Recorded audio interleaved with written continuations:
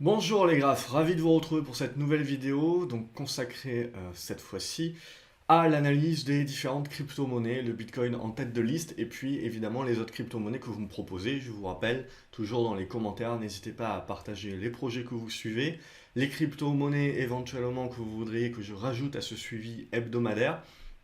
Bien entendu, si j'arrive à pouvoir les retrouver, c'est-à-dire qu'elles ont un contrat futur versus le dollar, comme ça je peux les retrouver vis-à-vis des futurs, notamment sur la plateforme.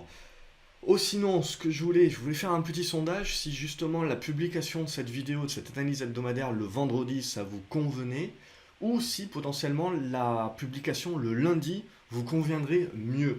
Parce que l'idée c'est que je suis toujours un petit peu, alors là en ce moment ça va, le marché se cherche un petit peu, donc j'ai le temps de faire cette vidéo, mais le vendredi c'est toujours un petit peu la folie entre guillemets, il y a pas mal de choses, donc du coup pour avoir peut-être un peu plus de facilité à faire cette vidéo d'une manière récurrente et à tenir entre guillemets les délais, c'est-à-dire de pouvoir vous la publier en temps et en heure à une heure qui est plus ou moins toujours la même chaque semaine, je pensais potentiellement décaler cette analyse-là au lundi. C'est-à-dire que le vendredi, ça serait pour l'analyse hebdomadaire marché et action, et que le lundi, on ferait la partie crypto. Et derrière, voilà, entre mardi, mercredi, jeudi, quand je peux, je vous publie des vidéos. Et dès que c'est un petit peu plus volatile sur les marchés, bien évidemment, comme je privilégie mon portefeuille aussi, et ben, il y a peut-être certainement un peu moins de vidéos. Donc ce que je fais, c'est que je tourne toujours des vidéos en avance. Comme ça, j'ai un batch d'avance. Mais potentiellement, voilà, vous inquiétez pas, s'il y a des jours où je publie pas, c'est parce que peut-être que le marché est devenu un peu plus volatile. Allez, on va attaquer au niveau du Bitcoin.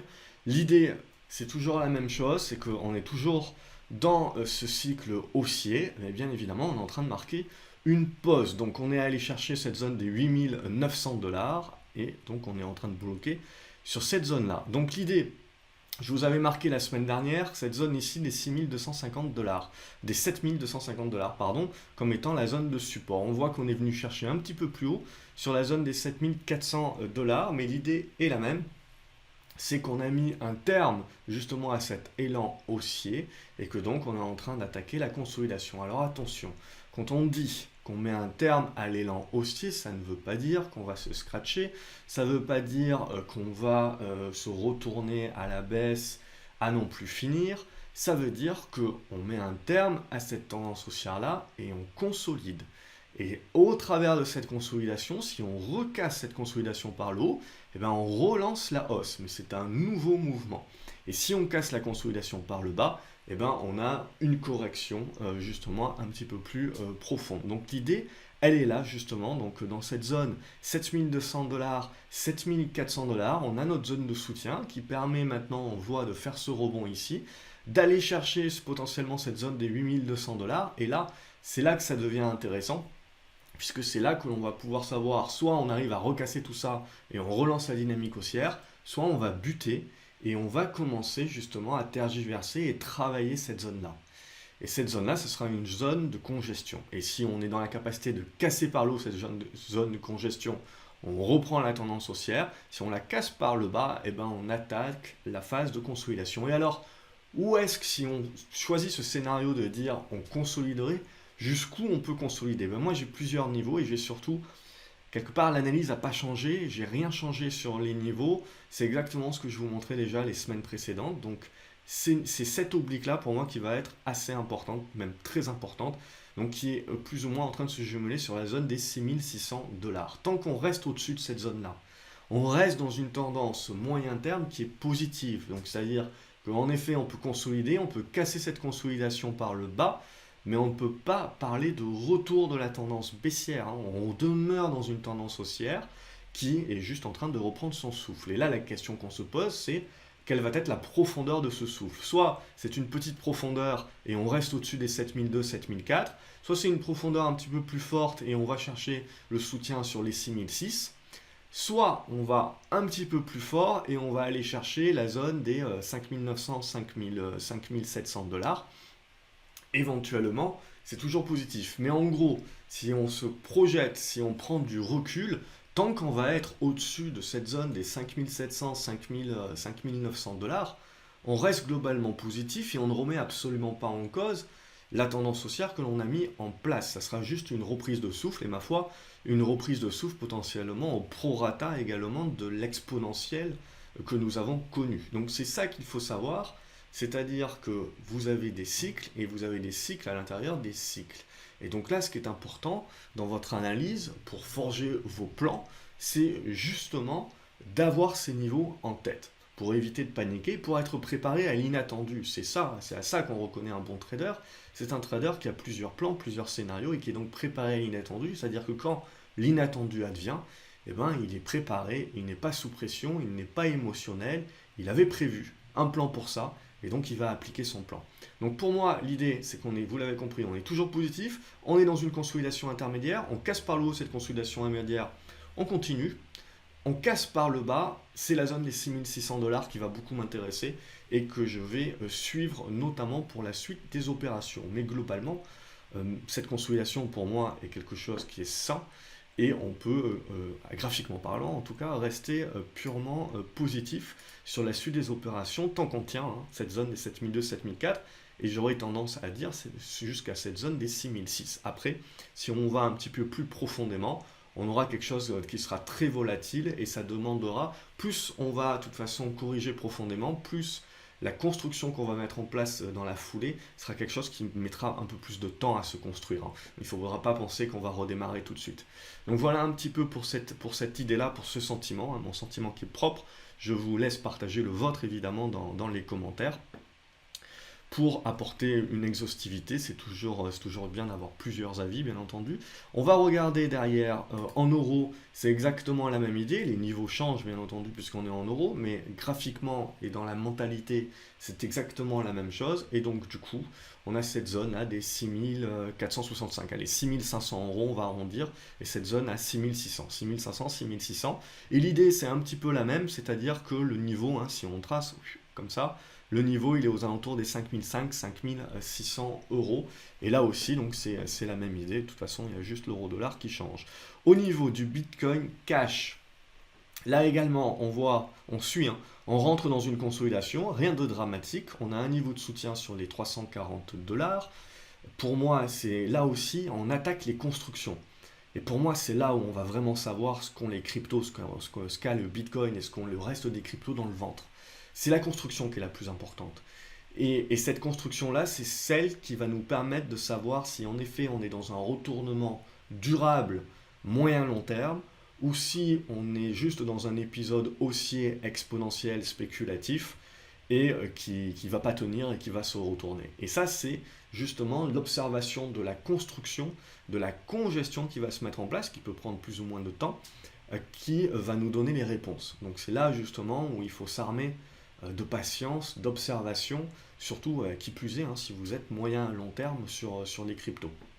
Alors voilà un petit peu l'idée, c'est la consolidation, c'est la même chose sur le Bitcoin Cash. Pour moi, donc, le niveau des 335 dollars à 300 dollars, tant qu'on va rester au-dessus de ces niveaux-là, c'est positif. Et derrière, on observera la construction, bien évidemment. Au fur et à mesure, on fera ces vidéos-là et on verra et on décryptera la congestion, justement, ensemble, les différentes figures. Au niveau du Cardano, c'est la même idée. Là aussi, on revient tester les niveaux de support. On est toujours positif. Déjà, tant qu'on va tenir cette zone des 7,50. Et puis surtout, a fortiori, on voit tant qu'on va tenir cette zone des 6,20. On peut éventuellement tracer une oblique haussière. Après, vous pouvez tracer également une ellipse qui va épouser justement le côté exponentiel de la hausse. Mais ce qui est sûr, c'est que le top départ, là, le top départ, c'est la cassure de cette résistance. On peut arrondir à 9,90. Et là, clairement, ce sera un signal haussier, puisque vous voyez cette phase finalement de consolidation et de construction là. Et bien, si vous la cassez par le haut, paf, c'est là où vous avez votre signal haussier de moyen terme.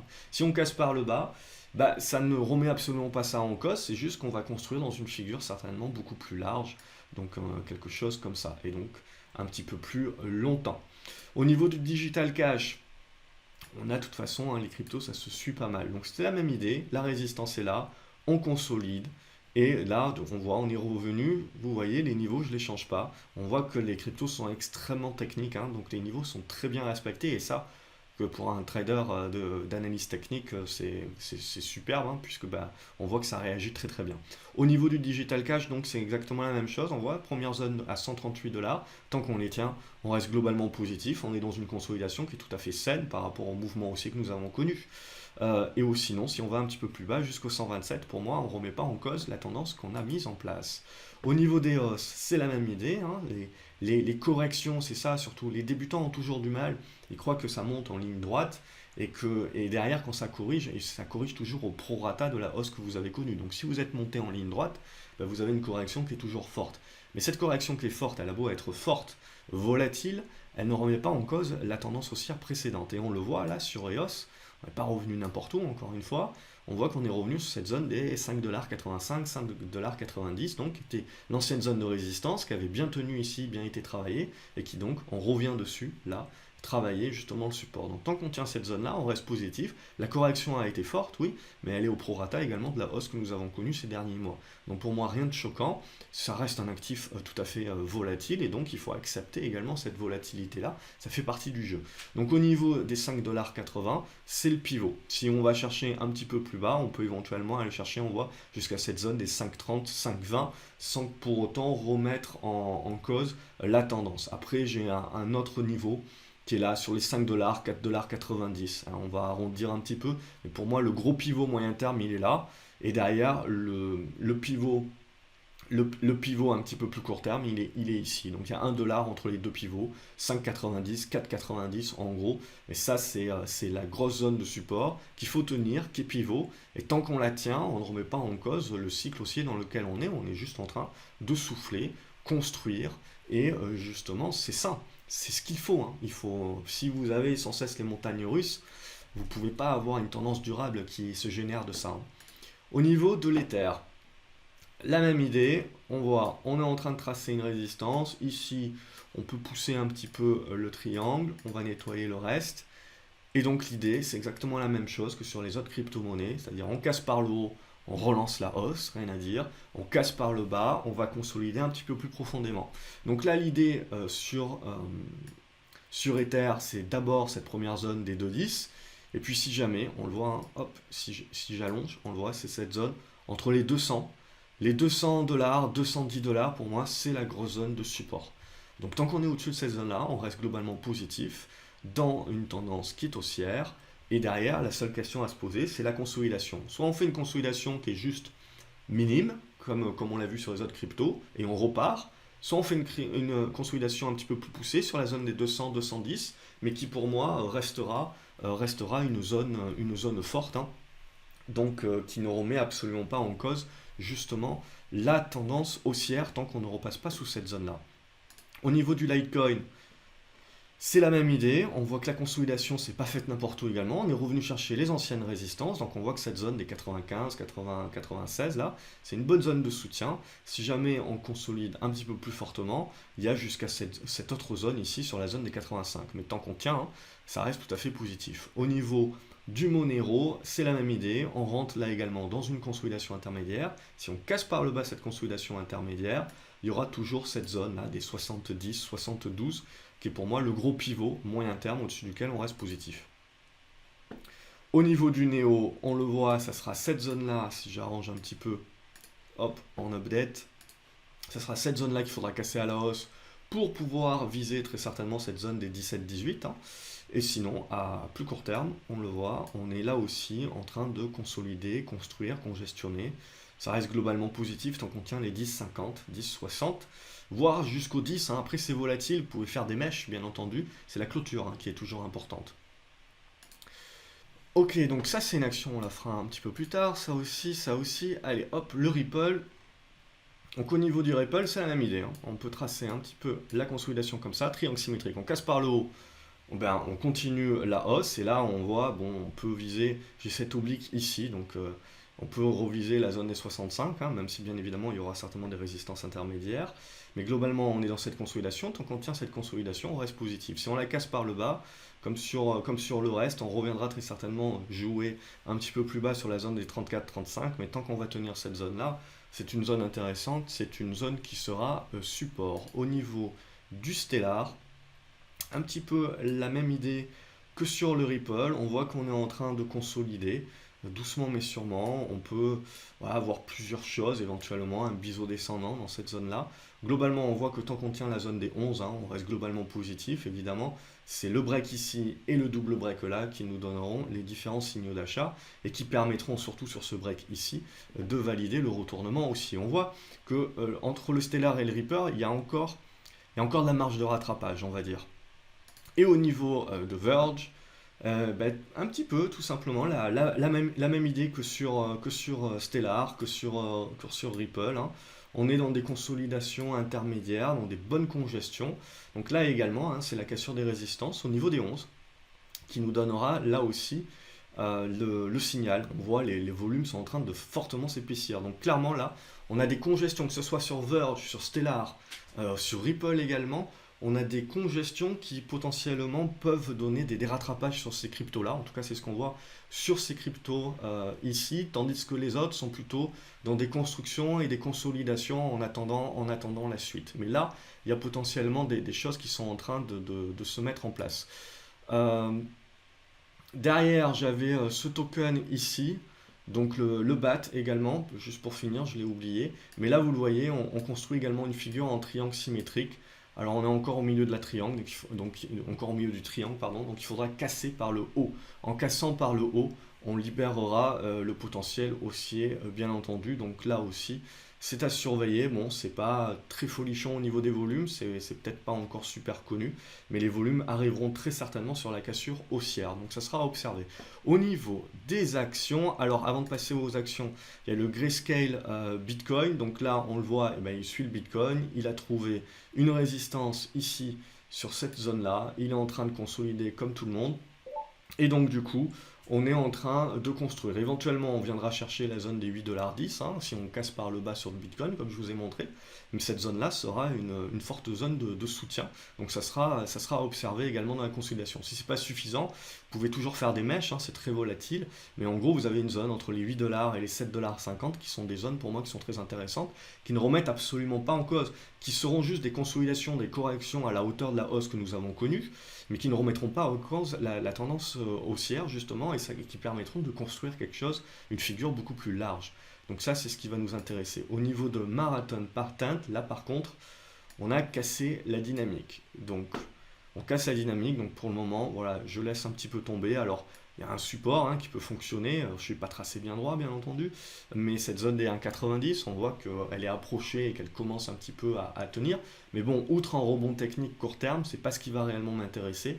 Je préfère rentrer dans des tendances un petit peu plus durables, un petit peu plus moyen terme. Donc là, clairement, pour le moment, Marathon Group, je la laisse justement de côté. C'est un petit peu la même idée que sur Riot, hein, où là aussi on a cassé par le bas, donc on laisse de côté, on est en train de refermer ce gap. Donc on devrait trouver une zone de soutien, hein, là, sur cette zone des 2,30, 2,40, pour jouer un rebond technique spécu, hein. Après, si vous êtes court terme, vous pouvez tout à fait le jouer, mais à moyen terme, là aussi, il faudra attendre, hein, une construction un petit peu plus valable et durable sur la suite des opérations. Ensuite, on m'a proposé Northern Bitcoin, mais là, il n'y a vraiment pas beaucoup de volume, on le voit, donc du coup, cette cassure ici, elle est recassée par le bas, donc c'est clairement pas intéressant puisque les niveaux techniques ne sont pas respectés, parce qu'il n'y a tout simplement pas assez de volume. Donc ça, pour moi, je laisse tomber ce genre de titre. Et overstock.com, il n'y a pas vraiment de relation, il n'y a plus de relation, on va dire, avec les différentes cryptos. Par contre, en pur graphique, si jamais on dépasse ce niveau-là, vous avez éventuellement un rebond technique à faire. Mais là aussi, on a perdu un petit peu, je dirais, la corrélation avec le Bitcoin et les cryptos. Donc, ça perd de son charme, on va dire. Bitcoin Group, là par contre, la corrélation est toujours là, et quasiment parfaite, hein. Donc on voit, là aussi, on est en train de consolider. Le niveau intéressant, il est là, sur ce niveau des 35 €, c'est le niveau de support. Et donc, du coup, qu'est-ce qui nous reste si je fais le point? Je pense qu'on a un petit peu tout fait. Tac, tac. Et Blockchain Group, alors là c'est sur Euronext, et Blockchain Group, c'est toujours la même idée, il faut casser ce niveau-là des 20 centimes, 21 centimes d'euros. Tant qu'on tient ici, cet oblique-là, c'est positif, on est dans une zone ici de congestion. Il Il faudra s'extirper par le haut pour donner le signal d'achat. Ça part par le bas. C'est terminé. On attendra plus tard. Voilà ce que l'on pouvait dire donc cette semaine sur l'ensemble des cryptos, l'ensemble des actions qui sont liées plus ou moins au monde des cryptos. J'espère que vous avez apprécié cette vidéo. N'hésitez pas à la partager, à me dire dans les commentaires également si vous avez d'autres dossiers que vous suivez, ce que vous pensez, vous, également des analyses qu'on a pu suivre. Hein. Je vous donne mon avis, mais vous avez certainement un autre avis, donc n'hésitez pas à le partager. Et également, dites-moi, voilà, si vous préférez que ces analyses-là aient lieu le vendredi ou plutôt le lundi. Donc après, en fonction de mon emploi du temps, bien entendu, j'essaierai d'adapter les choses au mieux pour essayer de conserver un agenda pour que vous puissiez avoir cette vidéo si elle peut vous aider. Voilà, je vous souhaite un excellent week-end. Je vous dis à ce soir pour l'analyse des marchés et des actions, pour ceux qui suivent plutôt ce marché-là. Et je vous dis à lundi pour les autres. Sinon, excellent week-end à vous les graphes. Merci encore d'avoir regardé cette vidéo. N'oubliez pas de vous abonner. Salut!